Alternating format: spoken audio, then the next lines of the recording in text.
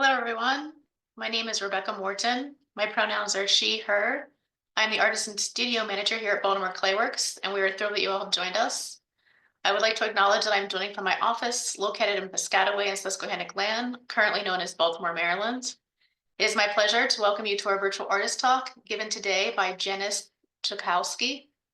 Janice is a Colorado-based sculptor. By inventing new ways of casting and manipulating ultra-thin porcelain sheets, she is able to create impossible objects of curiosity, objects to provide focus, retreat, and pause in an overwhelming world.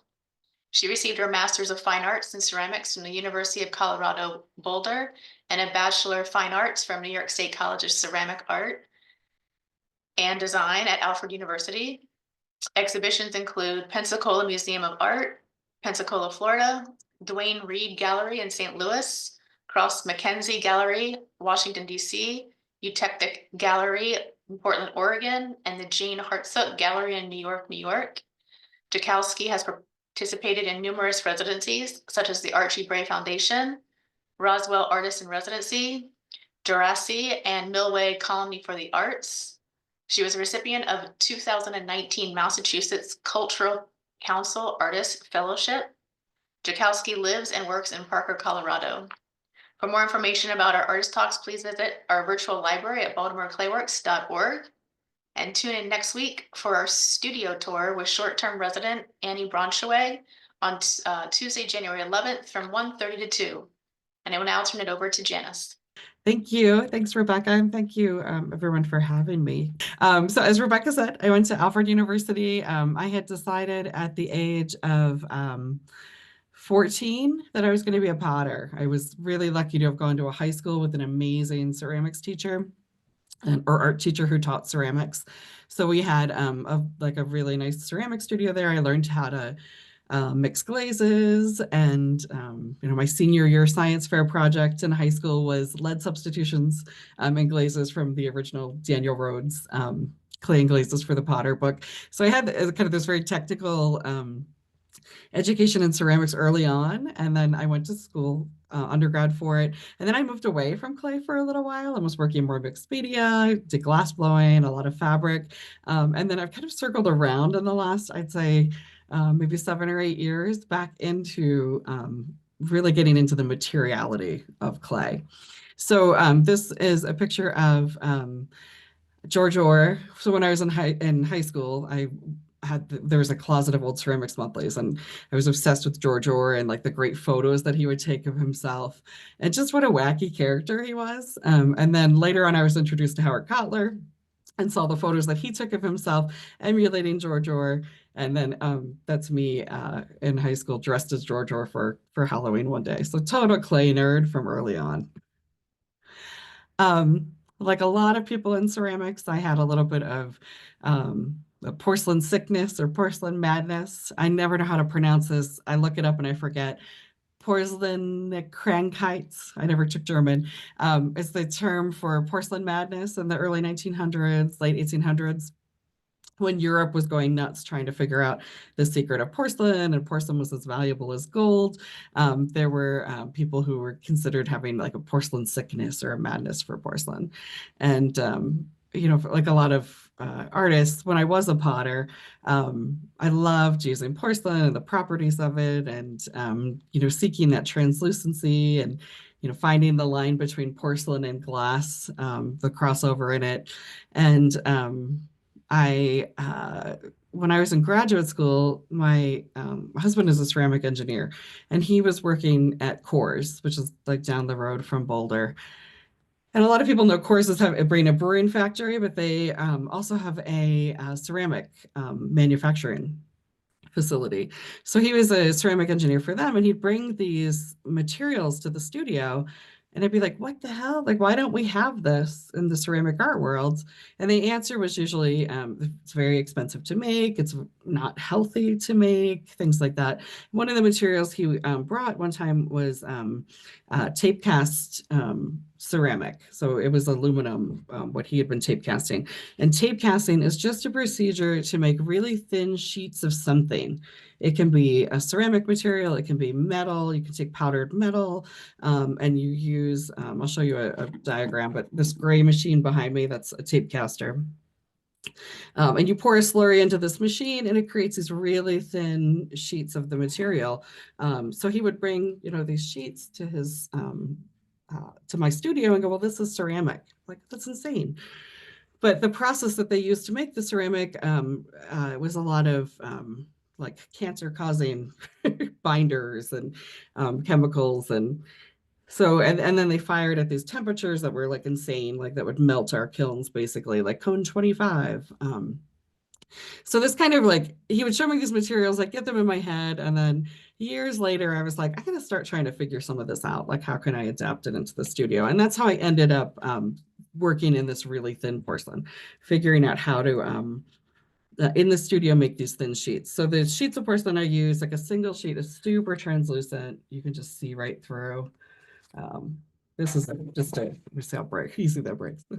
This is a really thin sheet that I used. This was a waste sheet for firing. I put it like underneath my work to fire to keep it from sticking to the kiln shelf.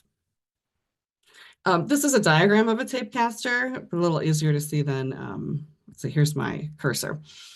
So the basic thing is you pour your slip in here. Slip is called slurry in industry.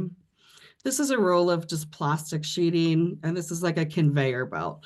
So you imagine this roll of plastic is just being pulled across this table. So you pour your slip into here. There's a little bit of a opening at the bottom of this box.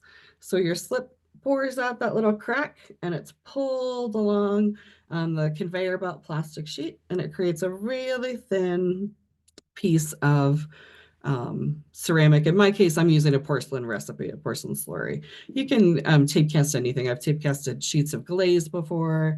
You can tape cast, like I said, metal. They do a lot of metal in industry, or like a brazing material. And then it comes out as a long sheet, and I just roll it up to store it. You may be able to see it behind me. I think I have some shelves with the rolls on it. Like this is a roll of a blue. And I just unroll what I need and cut it. I treat it a lot like fabric or paper. So you can see over here, if anyone's a sewer, have a roller cutter, so, and a cutting mat. So when I have a project, I'll make my designs.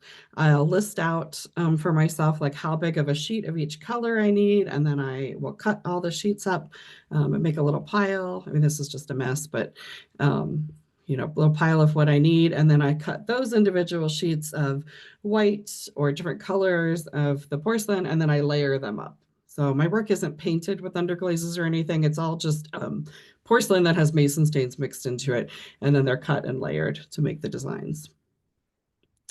Like here's an example of, this is the design in, I'd use Photoshop and Illustrator to do a lot of my designs now. And so this is the design for a book vase that I was making. And then these are all the parts like laid out on my work table. This was like a ridiculous design because there's 2 shades of pink in here. So I had to cut out like each individual little thing. I use a vinyl cutter to cut a lot of the work. I have to do some hand cutting, but during the pandemic, I actually got my wrist done with carpal tunnel syndrome. So I used to do a lot more hand cutting, but I had to back off for a bit. And then when I started to do more of multiple pieces, it just was taking so long. Like each of these little things, you can see the piles, these are all separated into the pieces. And then these are the pages of the book. So I'll take the colored porcelain and some tweezers and I apply it to the onto the base page. People ask, how do I attach it to it? This porcelain, what makes it so easy to work with is that it doesn't ever dry out. So I have rolls of porcelain that I've cast from years ago. Like I barely use orange in my work. So maybe 5 years ago, I cast way too much orange porcelain and it's still flexible. I can still use it. And that's because I use very little water to give the clay flexibility. Like traditionally, we have to add water to our drying materials to create the plasticity of or the malleability of the clay.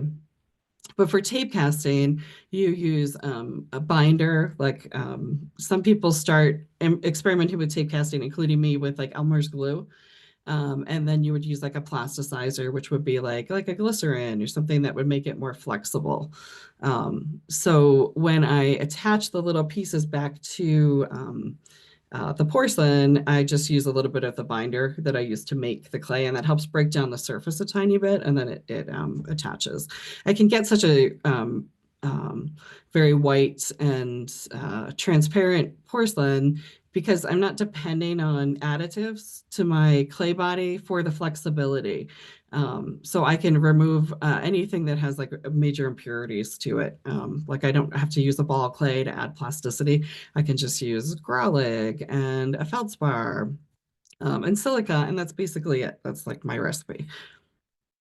And then this is the finished piece from those. Those are unfired. Once they're fired, everything burns out and it's just the porcelain. It's just a normal porcelain clay body. I did a series of book vases. I've kind of backed off doing these. Like I need to revisit them. They just scared me too much. They were really hard to, they were hard to send to a gallery and be like, here, open this up for display. But there was something very, I loved like the fragility of it too. Like I like playing the line of like, how thin and fragile can I get with these pieces, but still be able to put them out in the world. Early on, my work was so thin with this because I was still learning how to layer it up properly and get it through the fire irons. And I had a lot of trouble with people touching the work because they didn't believe it was clay. So I had a lot of pieces broken during display. Another book face just has some metal. The gold on the outside is just a brass that I glued onto it. Showing this piece, it's kind of an early piece of the book phases to show you like my inspiration for pieces. I pull a lot from historic inspiration. So these are some mice and bird vases. And I saw these, they're amazing. I was like, how do I make my own version of this? So that's where this piece came from. Um, when I went to graduate school, I started working more mixed media, and the whole idea of concept first it's something I have always been like, concept is king, concept is king. Like choose your material to fit your concept. Once I switched from being a potter to a sculptor, I really latched onto that idea of I'm open to any material as long as it supports my idea. And it's great because I love learning how to work in new materials. When I got really focused on this tape casting process, all of a sudden I had to really hone in on a material, and it made it, it was all of a sudden a challenge to figure out, well, what's my concept with this? Like I don't usually start with material and then add concept to it. So how do I start with the material now and not sure what I want to make? And I want to make things that I enjoy making, but I also feel like has some tooth to it. And I decided to go back to, well, why did I love ceramics in the first place? What did I fall in love with? And it was, pottery. It was the Sev pots. It was Meissen. It was these objects that I would look at and then I would be inspired by on the wheel, but I could never achieve that because they're these slip cast, amazing porcelain factory things. And, I was like a young potter, and I thought, why don't I go back to that? Like kind of rekindle this love of historic ceramics. So that's where I started this, and where I'm still pulling from for a lot of my sources and ideas. So like, how do I reinvent these pieces with this material that is clay, but it's not clay? It doesn't have any of the restrictions of clay, but it's still ceramic. And how do I create kind of a new version of how they exist in space? So I started thinking about how things break apart, break down, like making planes into space, making some quilled pieces. Historic blue and white. I was experimenting with like book binding here with thread on the edges. It's a little video. We'll see if it plays. Just show you how they open up. This one's pretty small. This was my first one, actually. I have this habit of just jumping into something, so I don't do any uh, experiments. I'm just like, I want to make this thing, and then every once in a while you luck out, and then you get like a piece that's nice. But rarely do we show our failures on these slide talks, right? Like I need to do a failure slide talk sometime. Um, let's see. Okay, jumping ahead a little bit. A few years ago, I was approached to do this. I don't do a lot of commission stuff. I don't like to compromise. I just want to like make what I make, which probably makes me I'm a terrible salesperson. Because I don't want to be told. I just want to make what I make. I don't want someone to tell me they don't like the colors I chose or something. I'd rather just, yeah. Hopefully, I'm sure some of you can relate to that. But I was approached by this woman and she was being very persistent, like, call me back, call me back. I'm an art consultant and I have this project I want you to do. And it was like the middle of the pandemic. I just had a baby. I was like losing my mind and got a hold of her finally. She got a hold of me and she said, I have this project with Disney. And I was like, well, I'm not a Disney artist. Like, that's not going to happen. And she was like, no, no, no. You make what you make. It's not that you don't have to make Disney things. It's like, okay, let's talk about it. So anyway, it ended up being Tokyo Disney Sea was doing an expansion of their park and they were opening a new resort hotel thing. And they wanted two like 5-foot sculptures from me, which I thought was interesting and very challenging because up until then I'd only worked maybe like my max was like 15 inches. So I thought, well, this would be interesting because it'll force me to learn how to work large with these pieces. So I ended up doing it, committing to it. And this is kind of the next few images are from that process. I had to figure out how to make a piece large. I only have a smallish kiln. So it was, how do I fire these things? And then how do I secure them so they can hang on a wall that's in a public space so someone can't just like break them. So I started CNC cutting wood to match the back of my porcelain pieces and approaching it kind of like a mosaic where I'd make this pieces and then mosaic them together onto these board pieces. This shows you the scale of them. The flowers, like individual flowers, were quite large. And I wanted them to have some depth too. So these pieces, inspiration from the tile mosaics, Delft tile mosaics.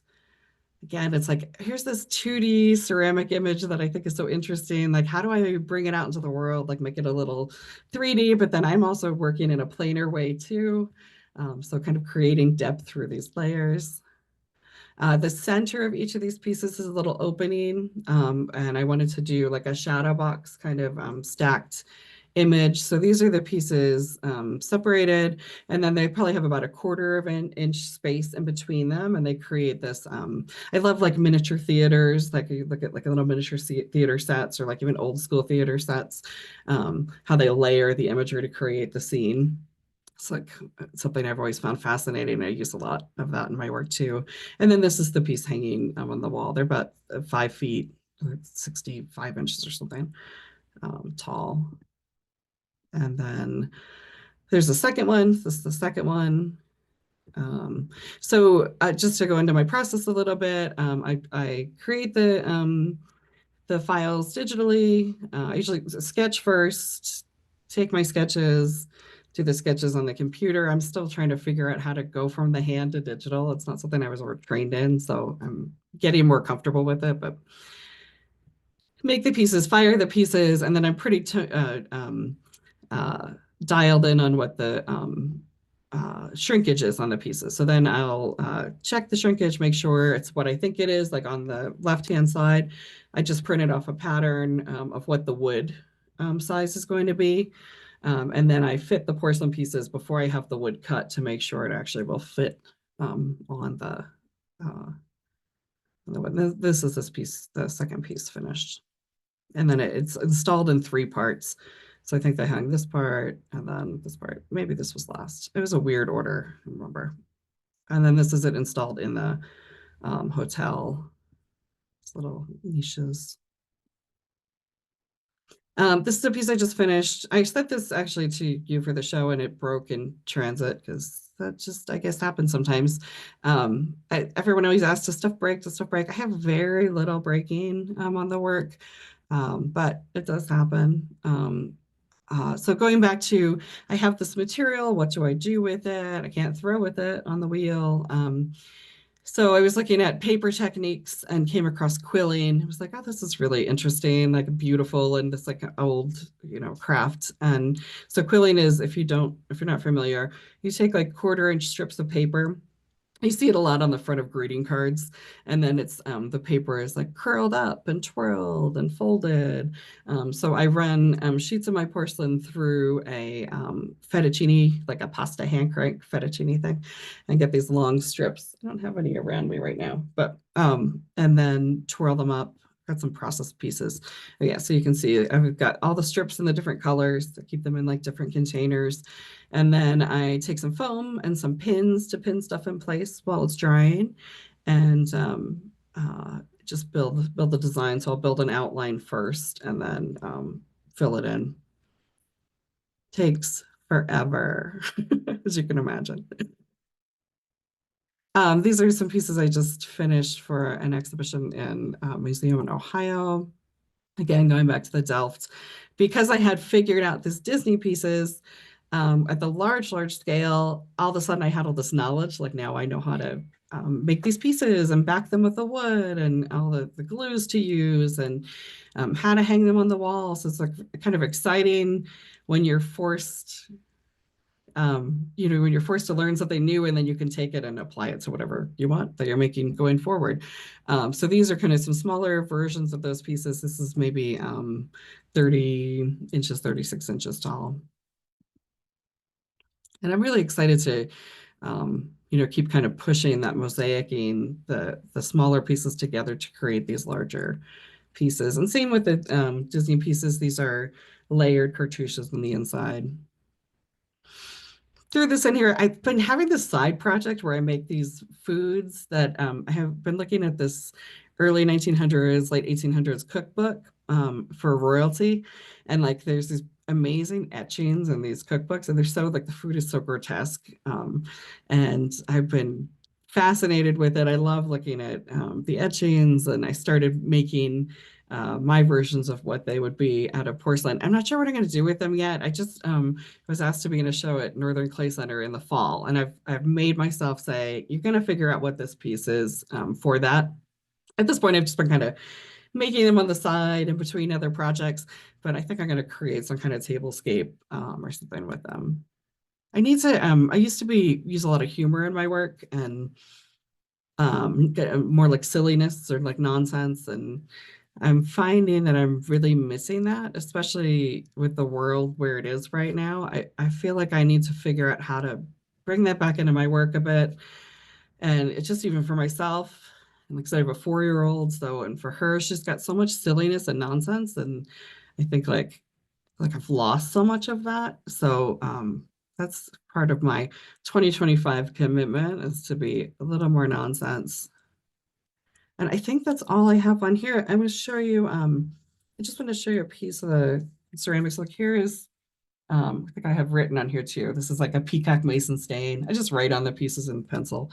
And here's just a scrap piece of white. So it's cast on a plastic sheet.